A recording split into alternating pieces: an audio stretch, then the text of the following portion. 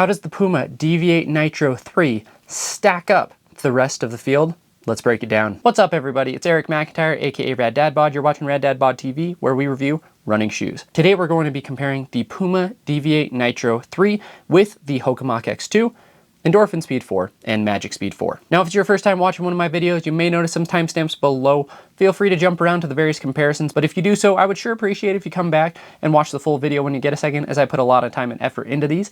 And if you haven't already, please hit that subscribe button, leave a like, leave a comment. Tell me what comparisons you guys want to see in videos going forward. Now, as far as today's conversation, a number of the shoes that I talk about and show were provided to me by brands free of charge for the purpose of review, but none of my reviews are paid. No one paid me to put these shoes in this video, not being compensated whatsoever other than from YouTube views, and no one gets to watch these videos beforehand. All thoughts are entirely my own. With that out of the way, let's break down some shoes. Now, first off, let's talk about the category of lightweight plated trainer or plated trainers. Essentially, these shoes are built to be the marathon training companions of super shoes.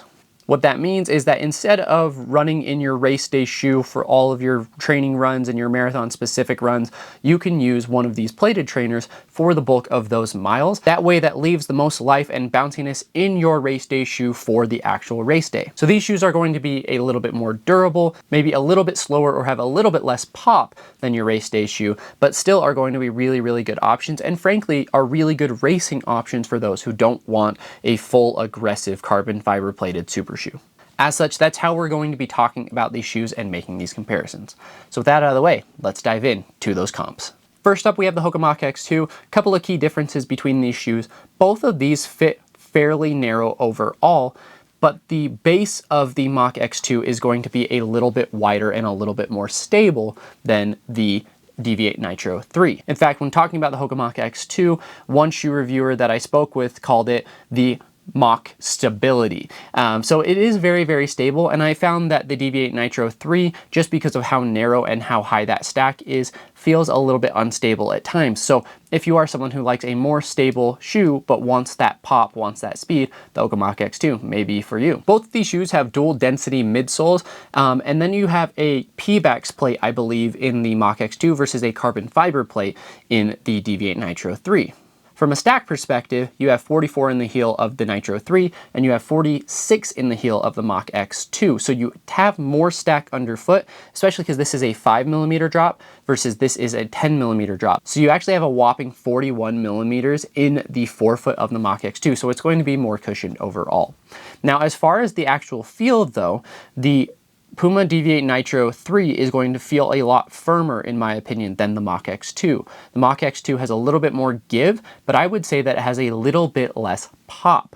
So at least on my feet with my mechanics, I find that the Deviate Nitro 3 is faster and is better for those snappy, kind of shorter intervals. Meanwhile, the Mach X2 is probably better suited for more of those tempo miles for me. But both are very, very capable of doing both, and I've used each of these shoes in both scenarios or both types of workouts. From a breathability standpoint, I'd say the Mach X2 is maybe a little bit more breathable, but both of these shoes, frankly, are very, very breathable.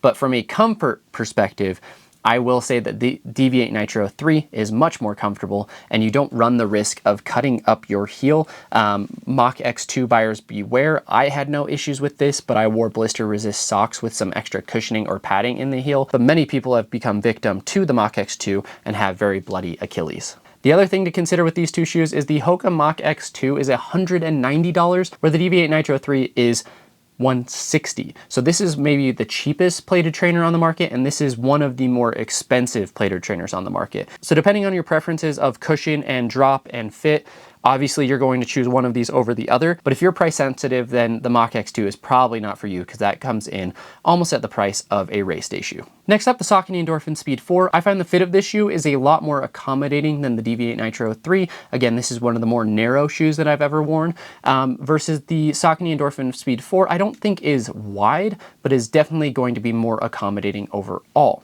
I think the biggest difference between these shoes, though, comes down to kind of the drop and overall geometry of the shoe.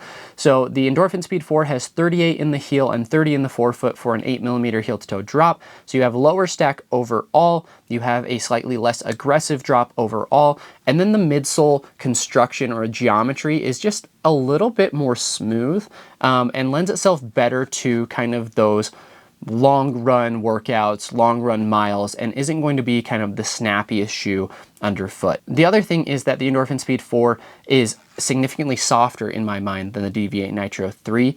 And so this is going to be a lot more versatile. So you're going to be able to kind of feel comfortable. Even I would say like easy long runs you could do, but I wouldn't do like daily easy runs in the shoe by any means. It's not a daily trainer, despite many people using the Endorphin Speed line as a daily trainer.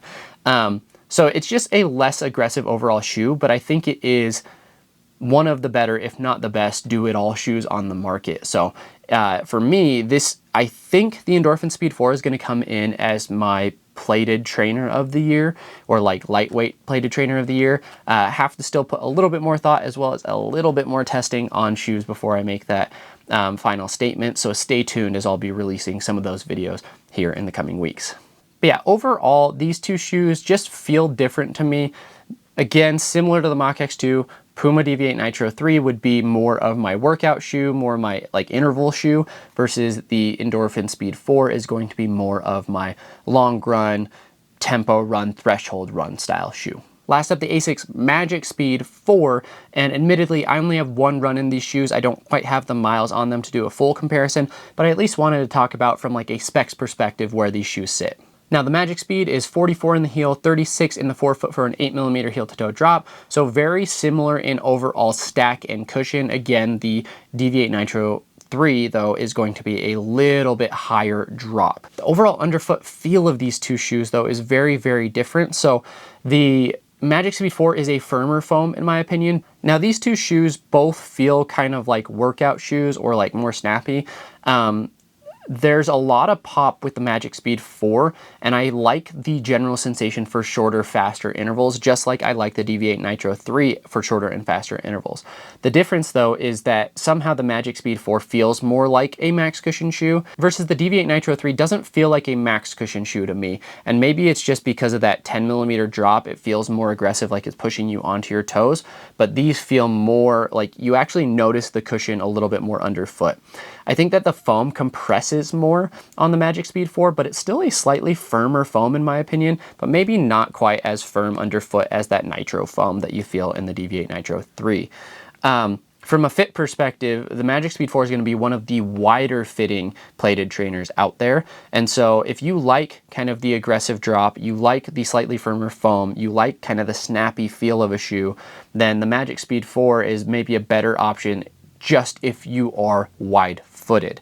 I don't feel like many people are talking about this shoe, and I think that this is a really, really good shoe, and is another one where at $170, I think you could be racing in the shoe for like your marathon, but I think a lot of people just gravitate towards the more expensive like super shoe option, when I think ASICS themselves has said that the Magic Speed 4 is kind of perfect for those who are running like a 4+ hour marathon. So that's the majority of the population, but a lot of those people are wearing the Metaspeed Sky Paris or the Metaspeed Edge Paris, which there's nothing wrong with that. I am also running in those shoes. I have those, but the Magic Speed 4 may be a more comfortable option while still giving you a lot of those energy savings and efficiencies that you're getting from a full-blown super shoe.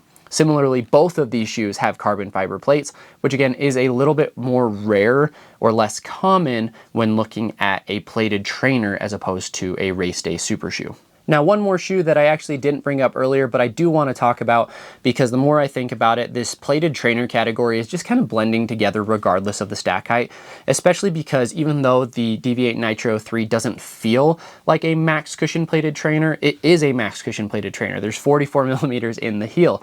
So when compared to the New Balance SC Trainer V3, just key differences here. The New Balance Trainer V3 is going to be a lot more accommodating in fit. It fits more closely to the Magic Speed 4. I do believe this is a carbon fiber plate as well. And then you're going to have a nice breathable upper. The key differences here are going to be that midsole though. So maybe when comparing the Magic Speed 4 and the SC Trainer V3, these both feel more like that max cushion stack. Like you feel like you have 40+ millimeters underfoot. The key difference though is that the fuel cell foam in the SC Trainer it just feels softer. Like it feels more plush. Ironically, the SC Trainer probably feels closer just in overall sensation to like the Mach X2 and the Endorphin Speed 4 in that they're better suited, in my opinion, for like the tempo threshold zones and less so for the faster intervals, right? But it really gives you a lot of cushion, a lot of assistance, a lot of comfort underfoot versus the Magic Speed 4 is, despite feeling tall, like you feel the foam underfoot, you feel the millimeters, but this is going to be a lot firmer sensation. So I feel like that hopefully explains why I didn't initially use the SC Trainer in this comparison, just because it feels different. Like this feels more for your interval sessions, while this feels more for your tempo threshold sessions. Just something to consider though, the SC Trainer V3 comes in at basically $180. So it is on the higher end. When you look at all of these shoes, right, you have the cheap end, which is the Deviate Nitro 3, but cheap again, only in price, not in function. And then on the far end, you have the Mach X2, which is $190. And then you have everything else sitting at the $170, $180 range. So SC Trainer V3, going to be more of a cushy option. You can run fast in the shoe. Like you can do intervals in the shoe. I would do mile repeats in the shoe, but I might not do like 400-meter repeats in the shoe, just to give you an idea of where this one kind of sits within my rotation currently, and it's one that I am actively testing as well. So there you go. There's the Deviate Nitro 3 in comparison to kind of the rest of the field here. There are other shoes that are kind of in this plated category. You have the Mizuno Wave Rebellion Flash 2, which I have not tried yet. It's been on my shelf for a while. I'm hoping to clear up some miles on the rest of these first and then get those out that I can properly evaluate them. And then the other one is the Nike Zoom Fly 6, which I'm hearing is really, really good, and I'm hoping to be able to review here soon, but sometimes I'm not able to review everything, and that's just the reality. So now, as always, a lot of the shoes which we talked about today will be updating 6 to 12 months.